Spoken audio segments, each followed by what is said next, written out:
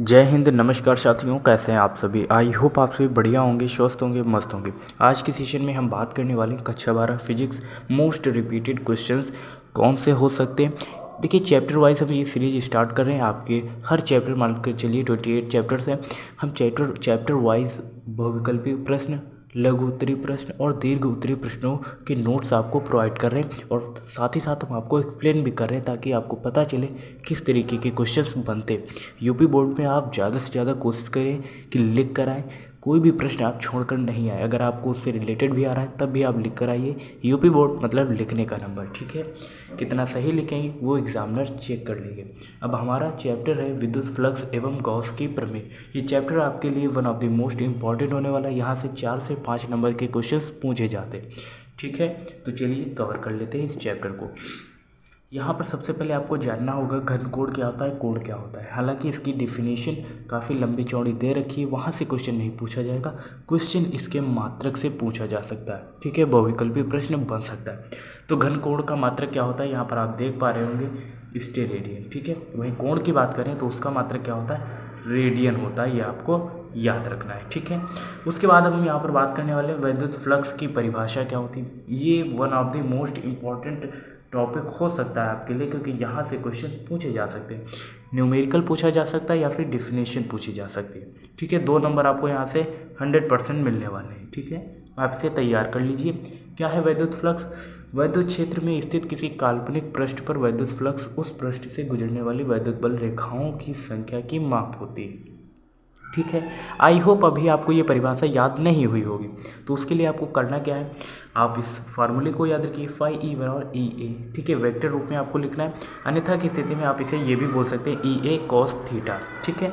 यहाँ पर हम बात करने वाले हैं इसका मात्रक क्या होता है। मात्रक और विमीय सूत्र आपको मोस्ट याद ही रखना है, कहने का मतलब ये है, क्योंकि यहाँ से एक एक नंबर में क्वेश्चंस पूछ लिए जाते हैं और अगर आप इसे इग्नोर कर देते हैं तो आप उस नंबर को भी इग्नोर कर दीजिए जो आप चाह रहे हैं कि हमारा 85 प्लस बने, ठीक है ना।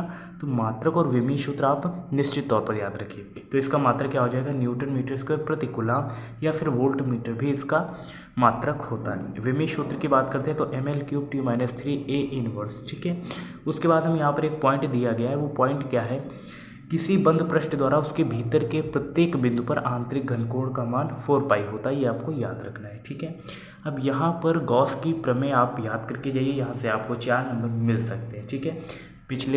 पिछला कोई भी आप प्रश्न पत्र उठाकर देख लीजिए, वहाँ पर गॉस की प्रमेय हर बार पूछी जा रही है, ठीक है। 2 से 4 नंबर आपको मिल सकते हैं।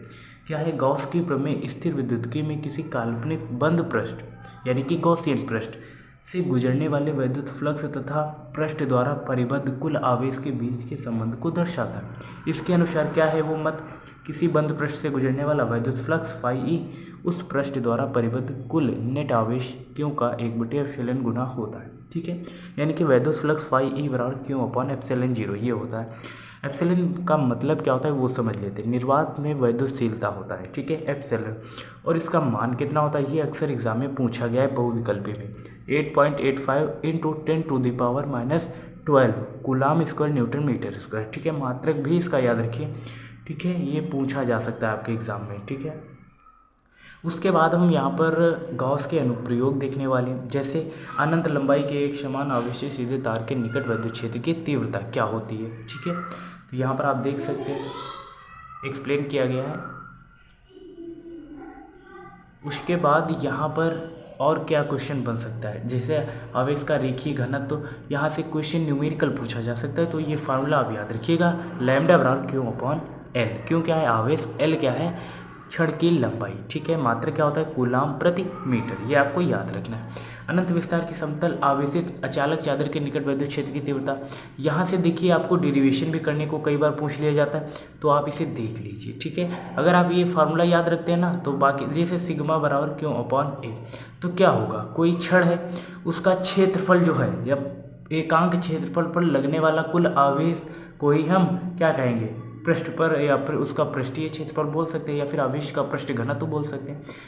आप फार्मूले से भी डेफिनेशन बना सकते हैं, ठीक है। या फिर आप इस तरीके से बोल सकते हैं जो बिल्कुल साधारण जो आपको आ रही होगी। जैसे हम आवेश को डिवाइड कर रहे हैं ए मतलब एरिया, ठीक है, एरिया समझते हैं ना, क्षेत्रफल।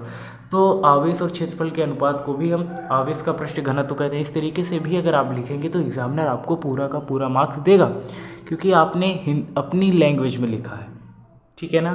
परिभाषा गलत नहीं है, क्योंकि न्यूमेरिकल भी आपने सही लिख रखा है, या फिर न्यूमेरिकल के लिए जो फार्मूला आपने लगाया वो सही लिख रखा है, इसलिए आपको पूरा नंबर मिलेगा। उसके बाद यहाँ पर जो one of the important topic में अगर मैं इंक्लूड करना चाहूँगा तो वो ये भी है कि गॉस के नियम से कूलाम के नियम का निगमन, ठीक है। तो यहाँ पर हमने एक सर्कल बना लिया, उसमें एक केंद्र मान लिया O, उस केंद्र पर प्लस क्यू आवेश है, R मतलब त्रिज्या आपको पता है। तो यहाँ पर देखते हैं क्या है, मान लिया बिंदु O पर आवेश प्लस क्यू स्थित है, इससे R दूरी पर बिंदु P है, अन्य बिंदु आवेश Q0 रखा गया है। आवेश Q तथा Q0 के बीच विद्युत बल ज्ञात करने के लिए P से होकर जाने वाला गॉसियन पृष्ठ खींचते हैं, जो कि R त्रिज्या का गोलीय पृष्ठ है। अभी हमने आपको बताया था स्पष्ट है कि बिंदु P पर E तथा dA से समान दिशा में होंगे, ये आपको पहले से पता है। क्षेत्रफल अवयव dA से गुजरने वाला वैद्युत फ्लक्स क्या होगा, वैद्युत फ्लक्स के लिए अभी फाई E बराबर EDA या फिर EA cos थीटा भी बताया था ना आपको। तो यहाँ पर उसका क्या किया गया, इंटीग्रल किया गया, यानी कि समाकलन किया गया है, ठीक है, या फिर अवकलज आप इसे समझ सकते हो, अवकलन किया जा रहा है यहाँ पे, ठीक है, अवकलन, ठीक है ना। उसके बाद अब इस प्रकार आपको पूरे गॉसियन पृष्ठ से गुजरने वाला वैद्युत फ्लक्स निकालना होगा। अब आपको इंटीग्रल करना रहेगा। अब जैसे देखिए E तो बाहर आ जाएगा, DA cos थीटा भी बाहर आ जाएगा, DA एरिया जो बचेगा वो वृत्त का क्षेत्रफल क्या होता है पाई आर स्क्वायर, तो ये आराम से बाहर आ जाएगा 4 पाई आर स्क्वायर और E साथ में रहेगा। अब यहाँ से आपको पता है कि Q/ε0 ये क्या था, गॉस की प्रमेय थी, अभी बताया था ना। तो इसके इक्वल कर देंगे हम, यहाँ से तीव्रता का फॉर्मूला निकाल सकते हैं, ठीक है ना। E बराबर क्या होता है, F/Q0, यही होता है ना। अब F का अगर मान आप रखेंगे तो आपको सेम ये प्राप्त हो जाएगा, क्योंकि Q से Q एक कैंसिल हो जाएगा, एक Q बच जाएगा। तो बिंदु P पर रखे बिंदु आवेश Q0 पर लगने वाला वैद्युत बल क्या हो जाएगा, अभी मैंने जो बताया वही तो ये बताया गया है ना, ठीक है। तो आई होप आप सभी को ये समझ में आया होगा, ठीक है। और उसके बाद यहाँ पर गॉसियन पृष्ठ के अंदर स्थित क्यों आवेश है, तब गॉस की प्रमेय से आप इसे और अधिक थोड़ा सा सॉल्व कर सकते हो। E बराबर Q/ε0 इंटू में 4 पाई आर स्क्वायर ये रहेगा, E बराबर इक्वल में आप रख दीजिए, इस तरीके से आप सॉल्व कर लेंगे। आई होप ये चीज़ें आपके लिए आसान रही होंगी, मैं जहाँ तक समझ पा रहा हूँ। देखिए जो इम्पोर्टेंट टॉपिक्स बताए गए हैं उन्हें आप तैयार कर लीजिए, अभी भी समय है आपके पास, कम से कम 2 महीने आप तैयार करते चलिए, आप अच्छा स्कोर कर लीजिए, ठीक है। एवरेज तो रहेंगे ही रहेंगे, आपने ना के बराबर पढ़ाई करी हो तब भी आप एवरेज रहेंगे। बस जो चीज़ें आपको प्रोवाइड करी जा रही हैं आप उन्हें सिर्फ पढ़ते रहिए, मौका मिले तो रिवीजन भी कर लीजिए, और मौका मिलता है तो प्रैक्टिस भी कर लीजिए।